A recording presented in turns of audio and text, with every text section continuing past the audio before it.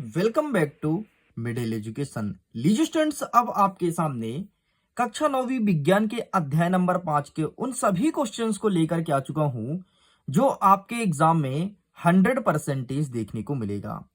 अगर आप इस वीडियो को बहुत अच्छे से और इंडायरेक्ट देखते हैं, स्कूल में सबसे अच्छा स्कोर गेन करेंगे। फिर चाहे आपके स्कूल में कोई भी सेट आए, अपने स्कूल के टॉपर आप ही बनेंगे, क्योंकि सभी सेट के लिए मैं क्वेश्चंस को टिक कराने वाला हूं। आप देख सकते हैं हमारे पास अवेलेबल है वर्ष 2023 का क्वेश्चन बैंक। एंड आपको पता होना चाहिए 23 और 24 का क्वेश्चन बैंक सेम है, कोई चेंजेस नहीं है। बस अगर बदलाव है तो इस सन का, इसीलिए हमको इसी क्वेश्चन बैंक से अच्छे से पढ़ना है। लेकिन इसके पहले मैं बता देता हूं, अध्याय नंबर 1 के सभी क्वेश्चंस को टिक करा दिया हूं, 2 के 3 का 4, मतलब हमने यहाँ पर 6 7 7 7, तो 7 दूनी 14, 7 त्रिक 21, 7 चौको 28, मतलब 27 नंबर का हम अच्छे से कवर कर लिए हैं। अब कवर करेंगे अध्याय नंबर 5, जीवन की मौलिक इकाई, जहां से 6 नंबर का प्रश्न देखने को मिलेगा हमारे परीक्षा में। तो चलिए फटाफट हम ओपन करते हैं अध्याय नंबर 5 और देखते हैं कौन कौन से क्वेश्चंस बनेंगे हमारे एग्जाम के लिए। देखो, सबसे पहले 1 नंबर के जितने भी क्वेश्चंस हैं वह आपको प्रिपेयर करना है अध्याय के 20 से एंड टेस्ट सीरीज के माध्यम से कवर कीजिएगा। हमारे एग्जाम में देखने को मिलेगा कि आत्महत्या की थैली के नाम से किसे जानते हैं। इसका सही आंसर होगा लाइसोसोम। लाइसोसोम को आत्महत्या की थैली या आत्मघातीय थैली भी कहा जाता है। तो इस क्वेश्चन को अच्छे से प्रिपेयर करना। नेक्स्ट पूछेगा कि कोशिका की खोज किसने की है। तो इसका सही आंसर लिखना है रॉबर्ट हुक। इसको भी अच्छे से टिक कर लेना। अब कोशिका में केंद्रक की खोज किसने की है, तो उसको किया था रॉबर्ट ब्राउन ने। ध्यान रखना, दोनों रॉबर्ट रॉबर्ट है, ऑप्शन में लिया है रॉबर्ट ब्राउन, कंफ्यूज मत होना। कोशिका में केंद्रक की खोज किया था रॉबर्ट ब्राउन ने और कोशिका खोज किया था रॉबर्ट हुक ने, इसलिए इसका सही आंसर आपको रॉबर्ट हुक लगाना है। इस प्रकार से ये क्वेश्चंस आपके एग्जाम पॉइंट ऑफ व्यू से बहुत ज्यादा इंपॉर्टेंट है। नेक्स्ट कहता है एक कोशिकीय जीव का उदाहरण क्या है, तो इसका सही आंसर आपको देना है ऑप्शन नंबर द, मतलब अमीबा। अमीबा जो है वो एक कोशिकीय जीव है, मतलब इसमें कोशिका की संख्या 1 होती है।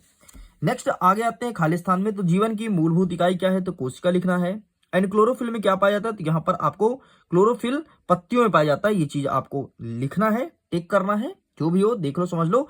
इसी कारण से पत्ती का रंग हरा होता है। आपको पता है जिस पत्ती में क्लोरोफिल नहीं होती है, लगभग समाप्त हो जाती है, उसका रंग हरा नहीं होता, बल्कि फिर आपको पीले रंग का या फिर अलग अलग रंगों की पत्तियां दिखाई देती है। चलिए नेक्स्ट कहता है अनुवांशिकी की इकाई गुणसूत्र है। तो बिल्कुल सत्य है, ये एग्जाम में देखने को मिलेगा। इन सभी क्वेश्चंस को अच्छे से प्रिपेयर कर लेना। चलिए अब हम सीधे देख लेते हैं बड़े वाले प्रश्न जो 3 नंबर के हिसाब से हमारे एग्जाम में पूछे जाएंगे। सबसे पहले ध्यान रखिएगा कि अमीबा अपना भोजन कैसे बनाता है, ये तुम्हारे एग्जाम में देखने को मिलेगा। तो अमीबा अपना भोजन अंतर्ग्रहण विधि द्वारा प्राप्त करता है। जब कोई भोज्य पदार्थ अमीबा के संपर्क में आता है तो संपर्क स्थल के पास अमीबा के पादाव उभर आते हैं और धीरे धीरे आकार में बढ़ने लगते हैं और बढ़ते बढ़ते भोज्य पदार्थ को अंदर ले लेती हैं। इस प्रकार भोज्य पदार्थ अमीबा में पहुंचता है जहां एक रसधनी बन जाती है। यह भोज्य पदार्थ इस रसधनी में अंततः पचा लिया जाता है। बस इतना लिख के कंप्लीट करना है। नेक्स्ट आपके एग्जाम में आएगा कि समसूत्री विभाजन और अर्धसूत्री विभाजन किसे कहते हैं। इसमें अंतर भी पूछा जा सकता है। तो सिंपल सा, समसूत्री विभाजन जीवन के लिए बहुत महत्वपूर्ण है, क्योंकि यह विकास के लिए नई कोशिकाएं प्रदान करता है और मृत कोशिकाओं को हटाता है। समसूत्री विभाजन वह प्रक्रिया है जिसमें एक केंद्रक युक्त कोशिका का नाभिकीय जनक कोशिका से 2 संतति कोशिकाओं में विभाजित हो जाता है। इतना लिखना है। एंड अर्धसूत्री भी आपको अच्छे से पढ़नी है। चलिए नेक्स्ट कहता है माइटोकॉन्ड्रिया को कोशिका का बिजली ग्रह क्यों कहा जाता है। आपका एमपी बोर्ड का पसंदीदा प्रश्न है, हर साल रिपीट होता है, ध्यान रखना। माइटोकॉन्ड्रिया कोशिका के लिए आवश्यक विभिन्न रासायनिक क्रियाओं को करने के लिए माइटोकॉन्ड्रिया एपी के रूप में ऊर्जा प्रदान करता है। माइटोकॉन्ड्रिया में दोहरी झिल्ली होती है। बाहरी झिल्ली छिद्रित होती है, भीतरी झिल्ली बहुत अधिक बलित होती है। ये बलय एटीपी के रूप में होती है एंड एटीपी के रूप में ही ऊर्जा बाहर निकलता है। इसीलिए माइटोकॉन्ड्रिया का कोशिका का बिजली ग्रह कहा जाता है। मतलब सिंपल से यार, ऊर्जा को संरक्षित करता है और बाहर निकालता है, इसलिए इसे बिजली ग्रह कहा जाता है। नेक्स्ट आपके एग्जाम में आएगा कि प्लास्टिड क्या है, कोरोप्लास्ट के दो कार्य बताओ। तो प्लास्टिड केवल पादप कोशिकाओं में स्थित होता है। ये दो प्रकार के होते हैं, क्रोमोप्लास्ट और न्यूक्लोप्लास्ट। ठीक, तो ये ध्यान रखना, प्लास्टिड में क्लोरोफिल वर्णक होते हैं जिसे क्लोरोप्लास्ट कहते हैं। बस इतना लिख करके आपको कंप्लीट करना है। चलिए आगे बढ़ते हैं। नेक्स्ट कहता है, अच्छा एक चीज ध्यान रखना, समसूत्री और अर्धसूत्री विभाजन में अंतर पूछेगा। ये अंतर यहाँ पर लिखा गया है, बहुत ज्यादा इंपॉर्टेंट है, तो तीन के तीनों अंतर पढ़ लेना। एग्जाम पॉइंट ऑफ व्यू से सबसे ज्यादा इंपॉर्टेंट है। कोई भी सेट हो, सभी सेटों में अंतर देखने को मिल रहा है। आगे बढ़ते, नेक्स्ट कहता है कि अचार में नमक या तेल कम रखने पर वह खराब हो जाता है, क्यों?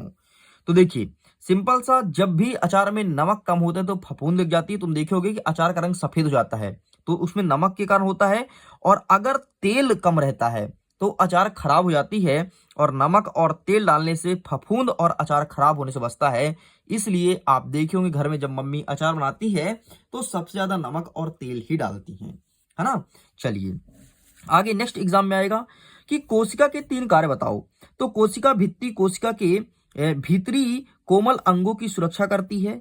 कड़ी होने के कारण यह कोशिका को फूलने नहीं देती और अनेक प्रकार से लाभकारी होता है। इनमें होकर जल तथा अन्य रासायन कोशिका से बाहर और उसके भीतर मुक्त रूप से आ जाता है। बस ये चीज ध्यान रखना, एग्जाम पॉइंट ऑफ व्यू से सबसे ज्यादा इंपॉर्टेंट है। आगे नेक्स्ट आपके एग्जाम में पूछा जाएगा कि कोशिकाओं की जीवन की संरचनात्मक इकाई क्यों कहते हैं। आखिरकार क्यों कहा जाता है कि कोशिका जीवन की संरचनात्मक इकाई है? तो कोशिका जीवन की मूलभूत इकाई है। कोशिका की आकृति व संरचनाएं विभिन्न एवं भिन्न कार्यों के अनुरूप होती है। शरीर के विभिन्न प्रकार के कार्यों करने के लिए विशिष्ट होता है, इसलिए इसे संरचनात्मक इकाई कहते हैं। अर्थात ऐसा हम कह सकते हैं जो कोशिका होता है वो शरीर के ढांचे का निर्माण करता है। चलिए इतना क्वेश्चन आपको प्रिपेयर करना है।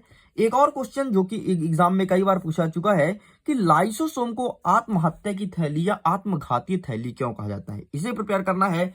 एंड एक क्वेश्चन मैं आपको देता हूं कि पादप कोशिका और जंतु कोशिका में अंतर बताइए। यह आपके लिए होमवर्क है, इसका आंसर अटेंड जरूर करना।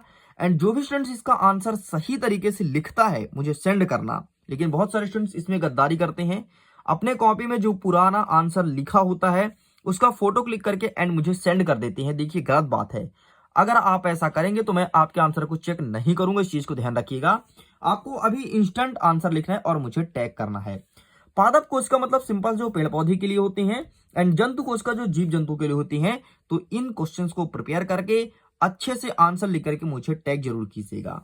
नेक्स्ट एग्जाम में पूछाएगा कि प्रोकैरियोटिक और यूकैरियोटिक कोशिका के मध्य तीन अंतर बताइए। तो सबसे पहले जो प्रोकैरियोटिक कोशिका होता है इसमें कोशिका झिल्ली नहीं होती है, लेकिन यूकैरियोटिक कोशिका में केंद्रक होता है। मतलब इसमें कोशिका झिल्ली तो पाई जाती है, इसमें जो होती है इसमें केंद्रक नहीं होता है। किसमें? प्रोकैरियोटिक में। और यूकैरियोटिक में केंद्रक होता है। जो प्रोकैरियोटिक होता है वो आकार में छोटा होता है और यूकैरियोटिक आकार में बड़ा होता है। बस तीन अंतर आपको ध्यान रखना है। जाते जाते अंतिम प्रश्न जो कि एग्जाम में हर साल पूछता है, पादप कोशिका और जंतु कोशिका का नामांकित चित्र बनाइए। अलग अलग सेटों में, किसी सेट में पादप आ रहा है, किसी सेटों में जंतु कोशिका आ रहा है, दोनों का चित्र अच्छे से प्रैक्टिस कर लीजिए। वैसे तो मैं होमवर्क देना चाहता था इस चित्र को, लेकिन ठीक है, अभी से दे कोई दिक्कत नहीं। लेकिन अगर कोई स्टूडेंट इन चित्र में भी मेहनत करता है और होमवर्क मान करके मुझे सेंड करता है तो भी मैं बहुत खुश होऊंगा। ओके स्टूडेंट्स, तो इस प्रकार से अध्याय नंबर 5 के सभी मोस्ट आईएमपी क्वेश्चंस कंप्लीट होते हैं। जल्दी मिलेंगे एक नेक्स्ट वीडियो में जिसमें अध्याय नंबर 6 मतलब उत्तक के सारे क्वेश्चन आंसर को कवर करेंगे। वीडियो पसंद आए तो वीडियो को लाइक कीजिए, दोस्तों के साथ शेयर कीजिए। पहली बार चैनल को सब्सक्राइब जरूर कीजिएगा। मिडिल एजुकेशन ऐसा ही कंटेंट लेकर के आता है। 4 प्रकार का मॉडल पेपर भी लेकर के आऊंगा, उनका पीडीएफ ऑलरेडी अपलोड कर दिया गया है, जाइए पीडीएफ को डाउनलोड कीजिए। वीडियो गेन करता हूं एग्जाम के लिए, ऑल द बेस्ट। जल्दी मिलते हैं अध्याय नंबर 6 के साथ। Okay, bye bye.